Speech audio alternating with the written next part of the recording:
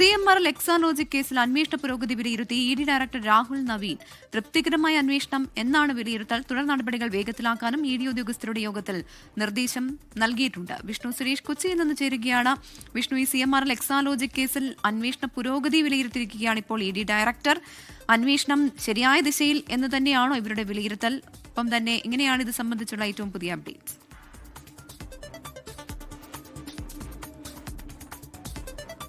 CMRL കേസിൽ ED അന്വേഷണം തുടരാം എന്ന ഉത്തരവ് വന്നതിന് പിന്നാലെയാണ് ഉന്നതതല യോഗം ചേർന്നത്. ആ യോഗത്തിന് നേതൃത്വം നൽകിയത് EDയുടെ ഡയറക്ടറായ രാഹുൽ നവീനാണ്. രാഹുൽ നവീന്റെ നേതൃത്വത്തിൽ യോഗം ചേർന്നു.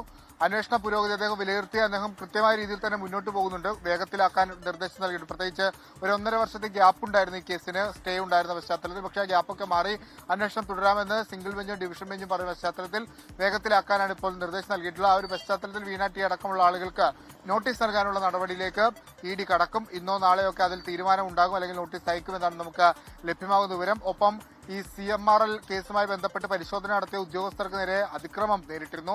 അക്കാര്യങ്ങളും അദ്ദേഹം ഉദ്യോഗസ്ഥരിൽ നിന്ന് ചോദിച്ചിട്ടുണ്ട്. അതിൽ ഇനിയിപ്പോ ചില നടപടികൾ അതിലും ED കൈക്കൊള്ളാൻ പോകുന്നു എന്നാണ് നമുക്ക് ലഭ്യമാകുന്ന വിവരം. ഒപ്പം CMRL കേസുമായി ബന്ധപ്പെട്ട് ചില രേഖകൾ കോടതിയിൽ നിന്ന് ലഭ്യമാക്കേണ്ടതുണ്ട്.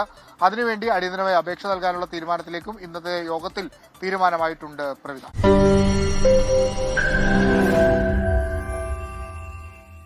ലോകത്തെവിടെയായാലും ഏത് സമയത്തും 24 വാർത്തകളും ഓഗ്മെന്റഡ് റിയാലിറ്റി പാക്കേജുകളും എക്സ്പ്ലെയിനറുകളും വിശദമായി കാണാൻ ഞങ്ങളുടെ YouTube ചാനൽ നിങ്ങൾക്ക് സബ്സ്ക്രൈബ് ചെയ്യാം.